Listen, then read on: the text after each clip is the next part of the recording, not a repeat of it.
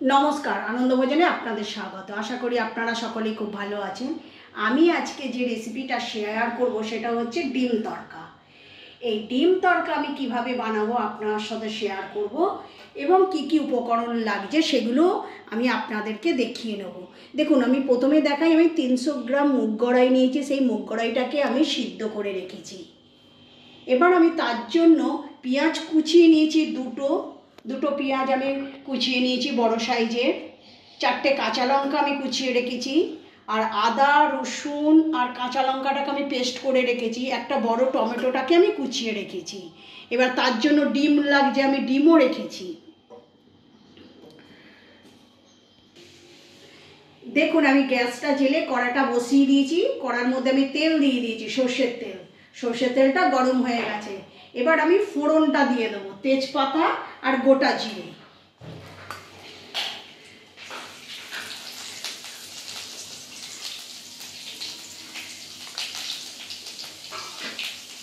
এবার আমি প্রথমে পেঁয়াজ কুচিগুলো দিয়ে দেব।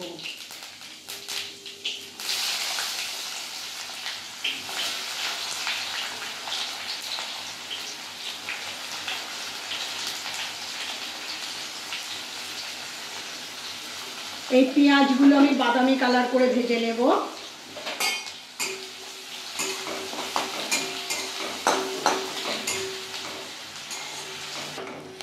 দেখুন, পেঁয়াজগুলো আমার ব্রাউন কালার এসে গেছে। এবার এর মধ্যে আমি আদা, রসুন, কাঁচা লঙ্কা যে পেস্টটা করে রেখেছি সেটা আমি দিয়ে দেব।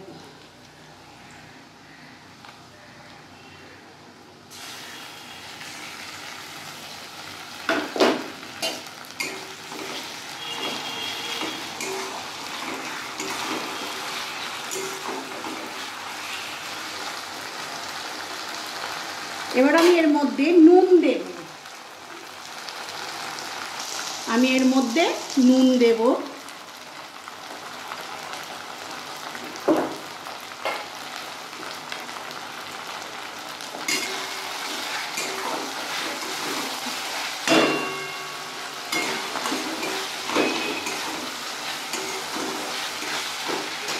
এবার আমি টমেটো কুচি দিয়ে দেব।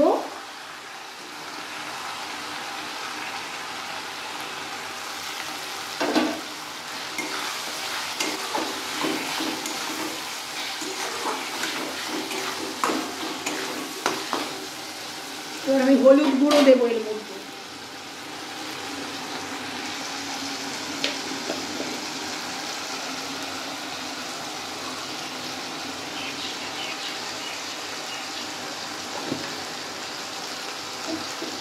জিরে গুঁড়ো দেব।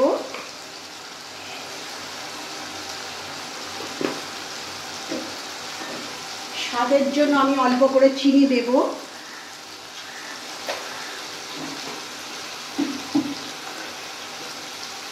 আর কাশ্মীরি লঙ্কা গুঁড়ো দেব।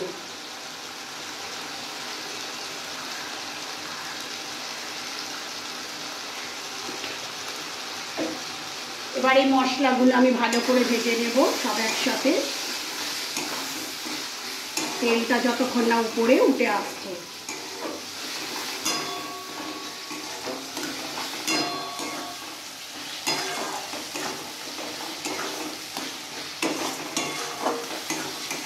মশলাটা ভালো করে ভাজা হয়ে গেছে, তেলটা উপরে উঠে এসছে।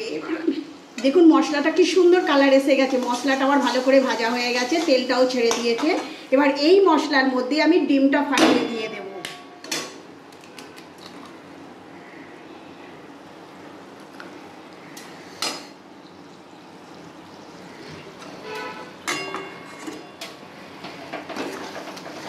এবার আমি মশলার মধ্যে ডিমটাকে ফ্রাই করব।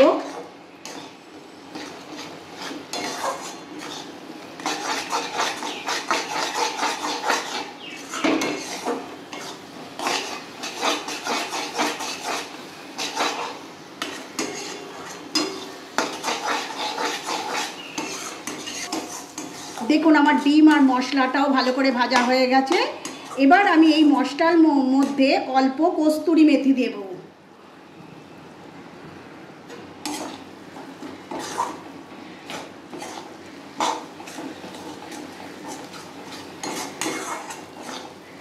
কি সুন্দর দেখতে হয়েছে দেখুন বন্ধুরা।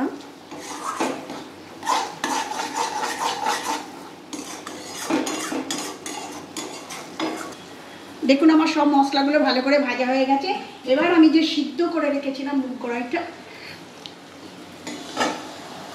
ওটা আমি দিয়ে দেব মশলার মধ্যে।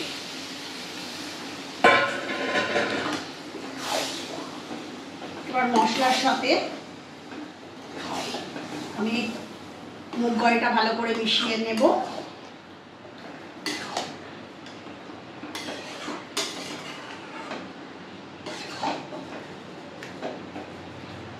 আমি অল্প জল দেব,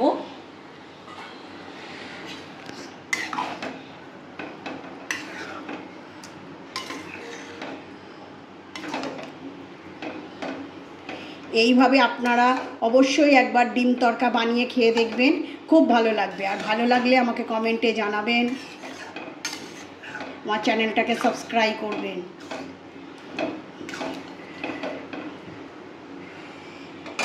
এবার আমি ওপরে কাঁচা লঙ্কাগুলো যেগুলো আমি কুচিয়ে রেখেছিলাম সেগুলোকে এবার দিয়ে দেব।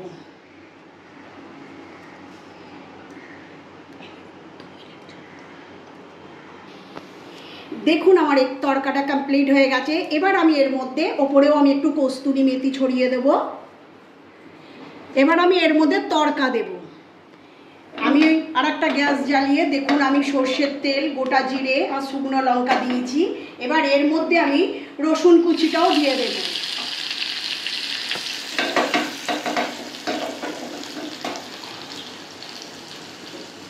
এবার এর মধ্যে কাশ্মীরি গুঁড়ো লঙ্কাটা আমি দেব।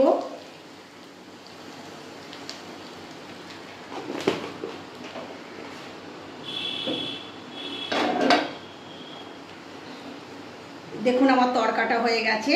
এবার আমি এই তড়কার মধ্যে ছড়িয়ে দেব।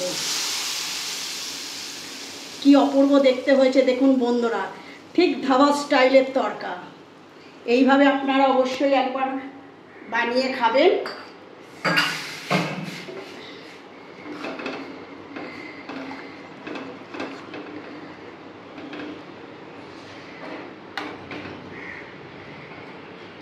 এইভাবে আপনারা বানিয়ে খাবেন, দেখবেন খুব সুন্দর, দেখতেও যেরকম হয়েছে খেতেও সেরকম অপূর্ব হয়েছে। ভালো লাগলে চ্যানেলটাকে সাবস্ক্রাইব করবেন, সঙ্গে থাকবেন, পাশে থাকবেন। আবার পরের ভিডিওয়ে দেখা হচ্ছে। Thank you.